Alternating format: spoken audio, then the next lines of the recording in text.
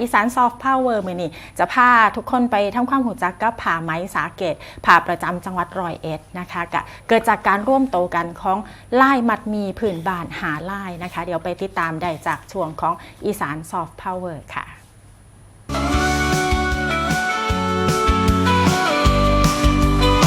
จะเล่นจะร้องรำไปท่องเที่ยวให้สนุกในดินแดนถิ่นอีสานบ้านเขา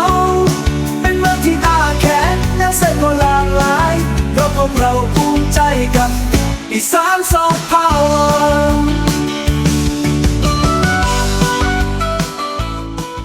สวัสดีค่ะอีสานซอฟต์พาวเวอร์มื้อนี้พาคุณผู้ชมมาที่บ้านตาหยวกตำบลทุ่งหลวงอำเภอสุวรรณภูมิจังหวัดร้อยเอ็ด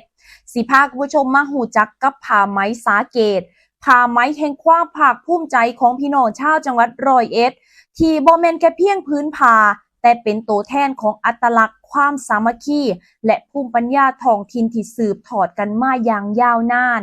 โดยผ้าไหมสาเกตค่ะคือลายผ้าประจำจังหวัดร้อยเอ็ดที่เกิดจากการนำลายมัดมีพื้นบ้านหาลายบ่ว่าสิเป็นลายโคมเจ็ดลายหนักน้อยลายข้องเอียลายหมากจับและก็ลายคำเผาค่ะมาร่อยเรียงร่วมกันอย่างวิจิตรสวยงามโดยมีลายหนักน้อยอยู่กลางพื้นและขันแต่ละลายด้วยผ้าผืนสีอินทนิลบกหรือสีชมพูอมม่วงซึ่งเป็นสีเอกลักษณ์เฉพาะของลายสาเกต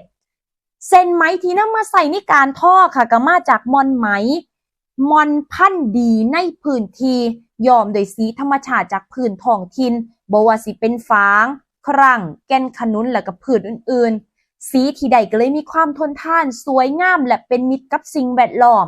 ที่บ้านตาหยวกมองนี่ค่ะชาวบ้านในชุมชนเพิ่นก็ได้มีการร่วมกลุ่มกันร่วมโตกันมาพูดคุยทายทอดองค์ความรู้ภูมิปัญญาในการทอผ้าไหมสาเกตจนสามารถสร้างรายได้ให้กับครอบครัวและก็ชุมชนและก็สร้างความภาคภูมิใจให้กับคนทั้งชุมชนและจังหวัดร้อยเอ็ดอีกนำค่ะ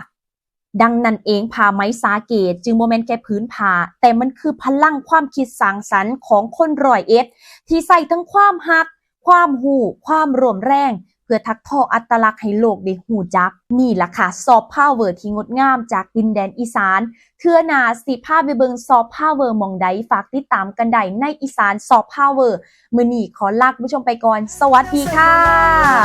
เพราะพวกเราภูมิใจกับอีสานซอฟต์พาวเวอร์